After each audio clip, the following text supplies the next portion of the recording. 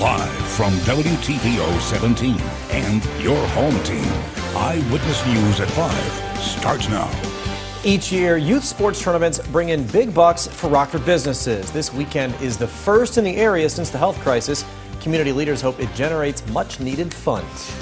Unemployment benefits kept afloat millions of Americans who lost their jobs during the pandemic. But the extra $600 is set to expire this month. Some lawmakers want to extend the help as the nation's COVID cases rise. An Illinois leader makes a stop in Rockford to check how area businesses are doing amid the health crisis. She says she's impressed with what she saw. Good evening, I'm Mimi Murphy. And I'm Eric Wilson. During the summer, the state line usually sees thousands of out-of-towners come to the area for youth sports tournaments. Due to COVID-19, many earlier competitions were canceled. But this weekend, youth athletes and their families return to play ball. Dylan Siraki's live at the event. Dylan, the RACVB is excited to see the economic benefits. Yeah, that's right, Eric and Mimi. I'm here at Sports Court 2, where a Little League baseball tournament is in full swing. Local hospitality leaders say it's exciting to have tourism dollars going back into the local community once again. It's a step back in the right direction. The economic impact cannot be overstated, what that means to our economy and to our small businesses as well. 60 Little League baseball teams are in town this weekend as part of the Experience the Turf tournament, generating more than $170,000 for the region, money that's needed during the COVID pandemic. We're cautiously excited about this weekend. JP Sports has been an event operator that's been in town now since 2016, and they've done a fantastic job getting tournaments back up and running throughout the state, throughout the region, really. So for us, it's really exciting. We're just happy to be out and being normal again, especially for the kids. They've been cooped up. Mila Albrecht came from Mount Morris to watch her 11-year-old son Nolan play.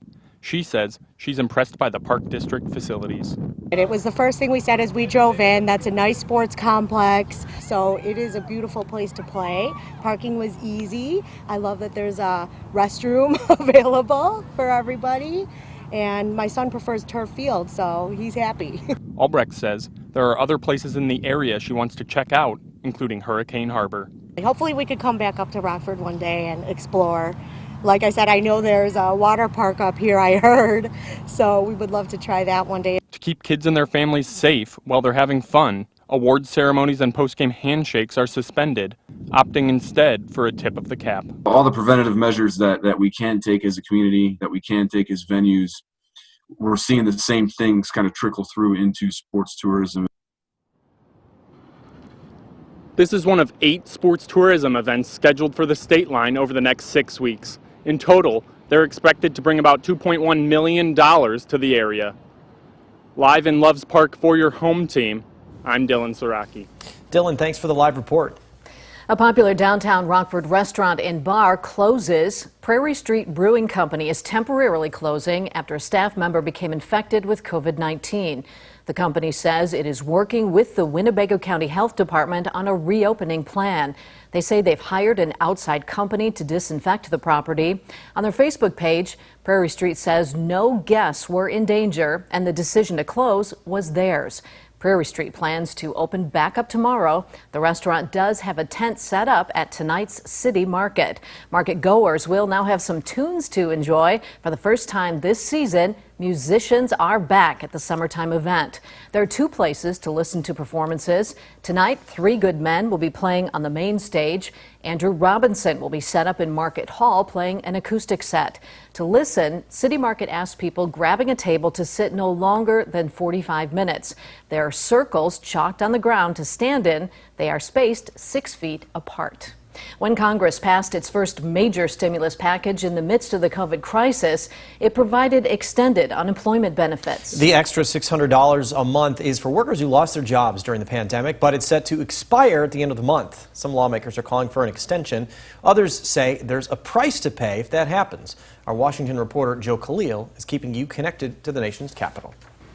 While millions of Americans are still out of work, the additional unemployment benefits they're getting, providing an economic lifeline for many, are set to expire. This unemployment insurance uncertainty is devastating. House Speaker Nancy Pelosi says Congress must extend the extra weekly $600 unemployment benefit beyond July 31st. But she says it should be part of a stimulus package that includes money for hospitals, testing, and local governments. They really are all connected. They are all of one piece. We do not have a handle on this. Democrat Brian Higgins says given the recent rise in COVID cases, Congress needs to help Americans stay home without losing income. So long as the disaster is still with us, we will need to provide disaster relief. Speaker Pelosi says all of this is in the HEROES Act, the $3 trillion stimulus package the House passed in May.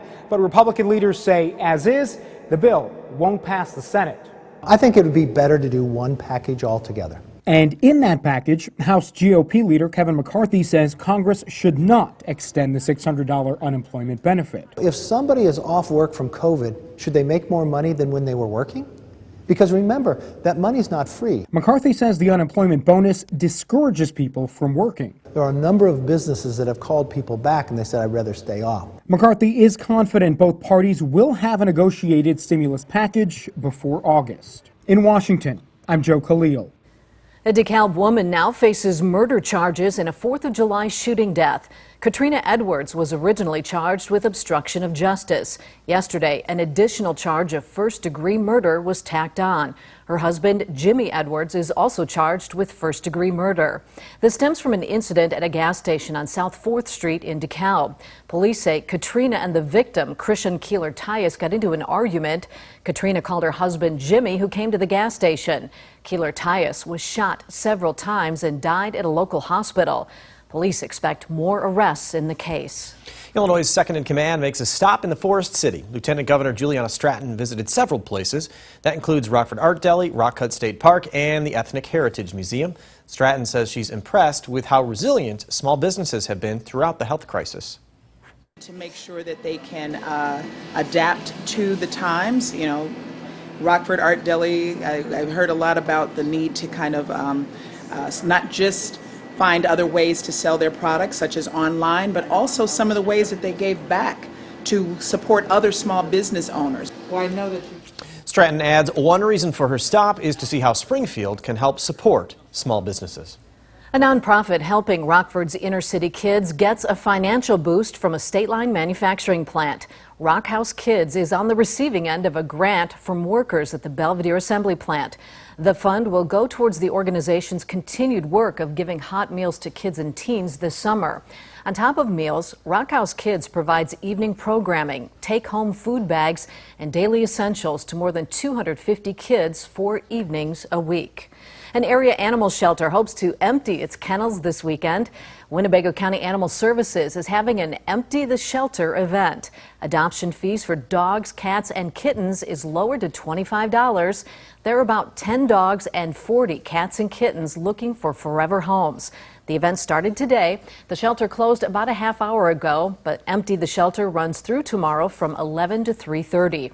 To see the animals looking for homes, find this story on mystateline.com. The city leader joins the statewide R3 program. Mayor Tom McNamara took on the responsibility. The Restore, Reinvest, and Renew program, or R3, gives a boost to communities hit hardest by the war on drugs. It accomplishes that by taking 25% of tax revenue from legalized marijuana sales. That money is then used to make sure needed services are given to those communities. In June, recreational pot sales brought in over $47.5 million. The tax amount has not yet been released. A Rockford hospital becomes the first in the area to offer a unique approach to treating heart patients. The Pritikin program is now being offered at Swedish American. It's an intensive cardiac rehab plan that focuses on healthy eating, regular exercise, and a healthy mindset. The outpatient program helps reduce risk factors for patients who've had a serious heart event. Administrators say the goal of the program is to keep patients out of the hospital. We work on all of the components surrounding the cardiac disease risk factors. So with this program, we're really beefing up those services. It's been 2.5 years in the making, and I'm thrilled for us to start with our new workshops next week with our patients. The 12 to 18-week program focuses heavily on the nutrition aspect and healthy plant-based eating. Food demonstrations will be offered in the future. Now your first warm weather forecast with meteorologist Kevin Doom.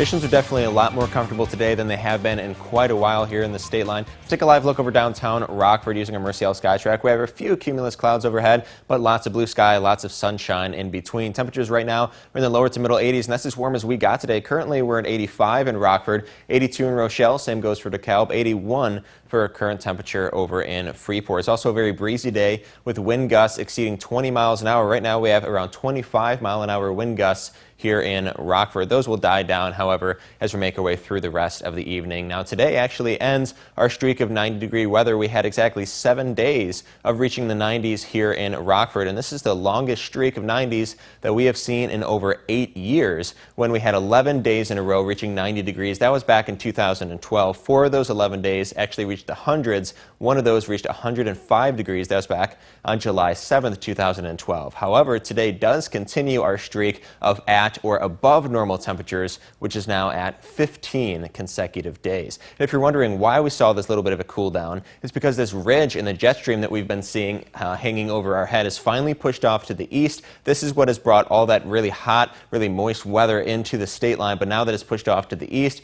the jet stream took a dip to the south of the state line. It's allowing a lot cooler air to be flowing in, especially in the upper levels of our atmosphere. So that's one reason why temperatures were quite a bit cooler today. If we take a look at a recent satellite and radar, we haven't seen any rain since those thunderstorms last night. Those are now bringing some storms to parts of the Ohio Valley, but we are keeping an eye on a disturbance out to our west. That will bring us a good chance for some showers, even a few thunderstorms as we head on into our Saturday tomorrow. So looking ahead with Futurecast, whatever cloud cover's left overhead, most of that should burn off over the next several hours. So we'll be seeing mostly clear skies through the night tonight and into early tomorrow morning. More clouds are going to move in through the morning tomorrow. We'll hang on to a good mix of clouds and sunshine for our Saturday, but we will see some showers, even a few storms roll in as early as the late morning or so. Those are going to stick around as we head on into the afternoon. That's when our chance for some thunderstorms actually gets a little better in the afternoon and early evening. Now, this rain will slowly die down through the latter part of the evening, and we should be dry through the overnight hours. We're expecting some partly cloudy skies overhead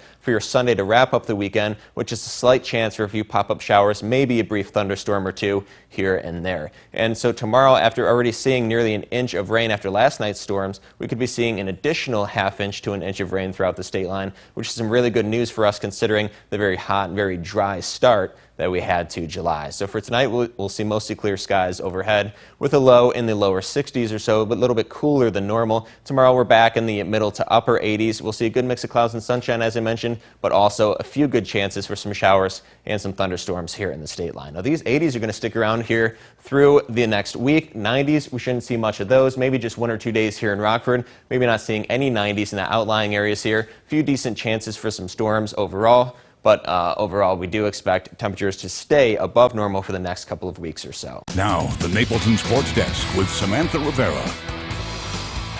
Well, the 2020 MLB season is set to begin in just a couple weeks. Don't expect to see White Sox pitcher Michael Kopech playing. He has chosen not to participate in this year's season, according to a statement by GM Rick Hahn. He did not cite a specific reason for Kopech not playing. The team also announced they've placed pitcher Jose Ruiz and infielder Yoan Moncada on the 10-day injured list.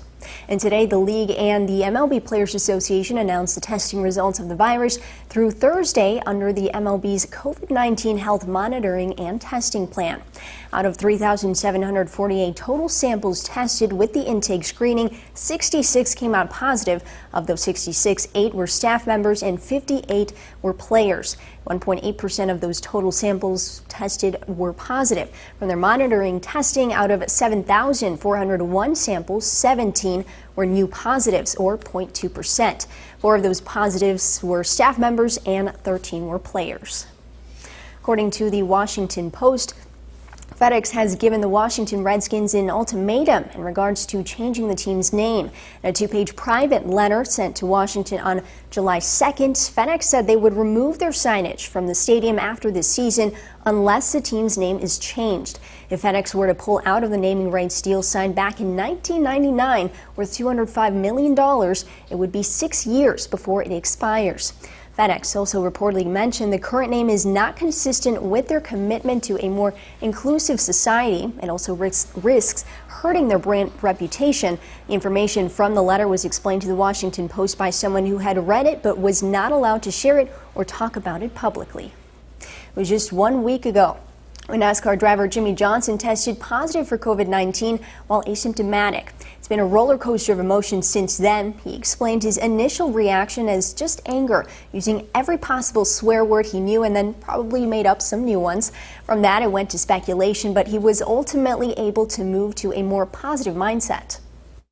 And then, I got very excited, started looking at the facts that I've only missed one race. I still got a good gap above the cut line. And then this optimism about, man, I hope I get that second negative. And then I did. So I feel like I'm more on the optimistic side of things and really out of the dark headspace that I was in.